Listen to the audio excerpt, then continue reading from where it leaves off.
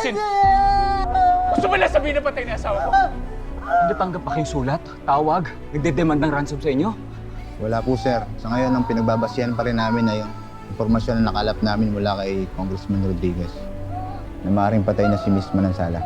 Kaya ang immediate directive sa amin ay alamin kung kay Miss Manansala ang daliring ito bilang kumpirmasyon sa naunang intel sa amin. Jordan, baka enough evidence na yung sing-sing. Ikaw na rin mismo yung nag-confirm na wedding ring nga yan ni Christy, di ba?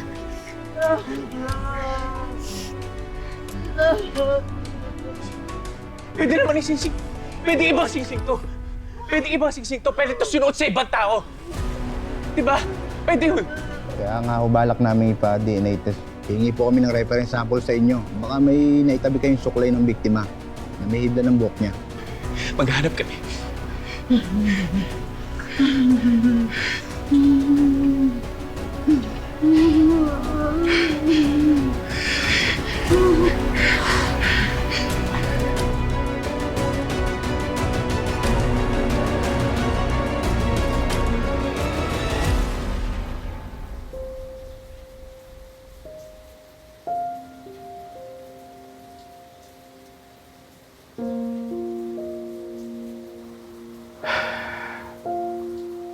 Kung nasan ka man, babe.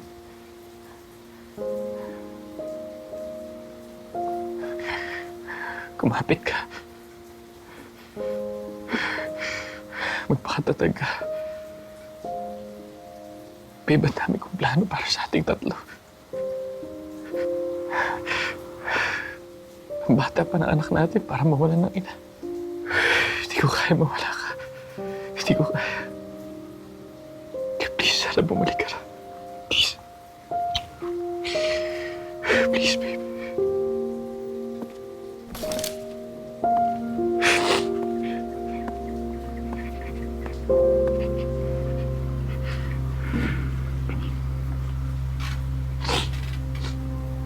Jordan. Jordan, tahan na.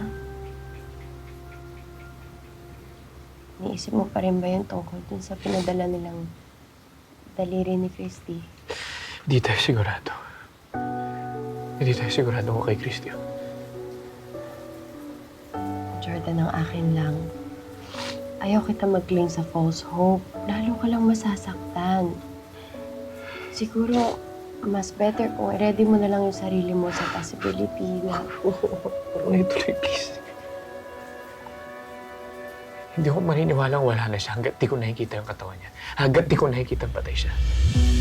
Okay. If you say so.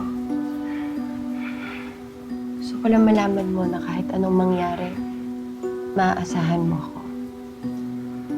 Kailangan mo ng taong masasandalan, maiiyakan. Nandito lang ako. At kahit mawala man si Christy, hindi ako mawawala sa tabi mo. I will always be here for you.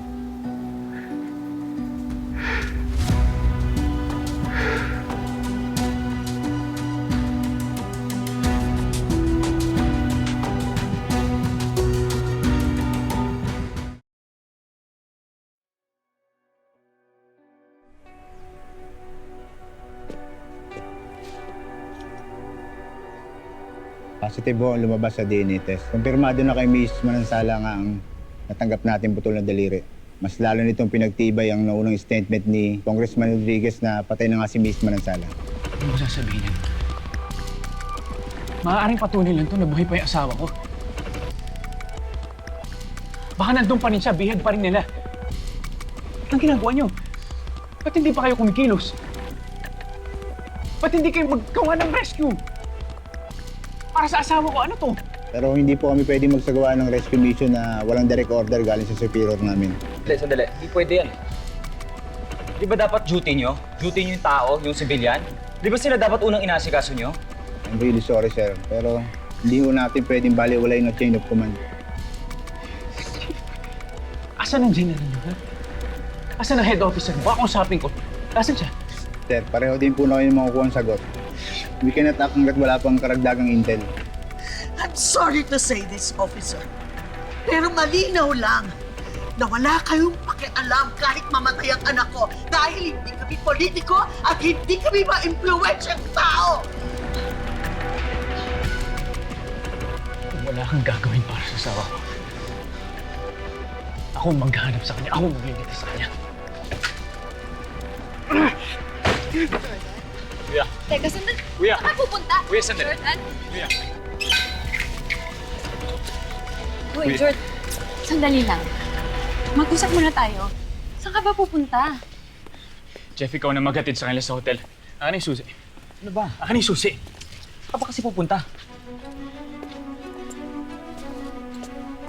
Rinig nyo naman sila, di ba? Wala na tayong aasahan sa gobyerno niyan. Wala na silang paki sa asawa ko. Kaya kahit i-boost kong buhay ko, kahit may mangyari sa akin, gagawin ko lahat para iligtas siya. Okay, so what's your plan? Ha? Susugurin mo sila? Jordan, hindi mo nga alam kung nasan yung kutan ng mga rebelde. Paano mo hanapin si Christy if you don't even know where to start looking? At nakita mo naman, Jordan, di ba? May mga baril sila. Anong gagawin mo? Susugod ka doon? Mag-isa? Di wala kang ang baril. And I'm sure na hindi mo kayang humawak ng baril. Jordan, ako rin hindi naniniwala na patay na si Christy. And I appreciate na gusto mo siyang i-save. Pero suicide ang pinaplano mo. As of this point, wala na tayong ibang paraan kundi to trust the authorities and not to antagonize them. Kasi sila lang naman talaga ang may kapasidad to deal with this kind of rebel group. Kung hihintayin natin sila, baka huli na ang lahat. Kung hindi ako kikilos, baka hindi lang daliri ng asawa ko ipadala nila. Baka bangkay na ni Christy. Hindi natin gusto yun. Hindi ko hayaan mangyari yun. Congressman? Congressman? Jordan, please, huwag kang padalos-dalos. Jordan, Let him Jordan, huminahon ka. I'm so sorry, Congressman. He's so stressed. Congressman, kung hindi mo makaawa ko sa'yo eh. Ikaw lang makakatulong sa akin. I recognize you. Hindi ba't ikaw yung husband ng isa sa mga na-hostage? Yes, ako. Ako yung asawa ni Christy Manansala. Congressman, nagmamakaawa ako kung may alam kayo kung nasa ng kutan mga rebelde. Pakisabi sa akin, pupuntahan ko. Ililigtas ko yung asawa ko. Pasensya na, Mr. Manansala, pero hindi ko alam ang location ng mga kalasag. Sinakluban nila ang ulo namin at wala kaming makita nang pumunta kami doon. Kahit na naaawa ako sa sitwasyon ninyo, I strongly advise na huwag nyo nang ituloy yung balak nyo. Mapapahamak lamang kayo.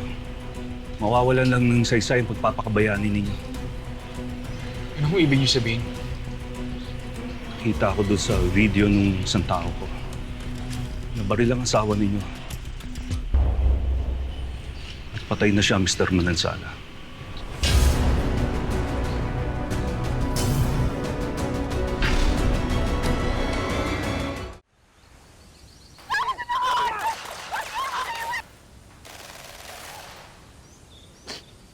Umamin ka.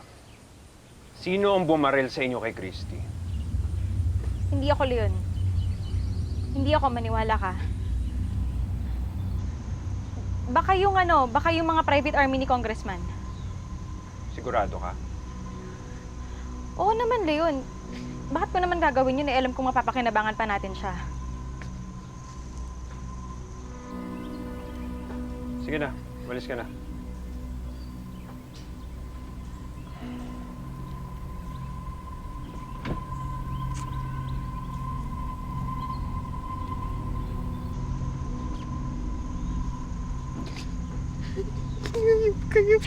Hayop kayo! Makawalan niyo na ako! Sige na! Makawalan niyo na ako!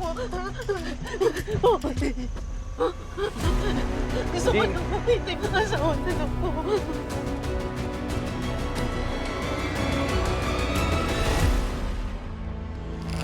Kahit pa nasa parang impyero na ito kakayanin ko, Jordan. Gagawin ko ang lahat para makabalik sa inyo. Siguro ito na yung tamang oras na kailangan mo na talagang tanggapin na wala na si Christy. Iba yung nararamdaman ko. Parang may bumubulong sa akin na nandyan lang siya.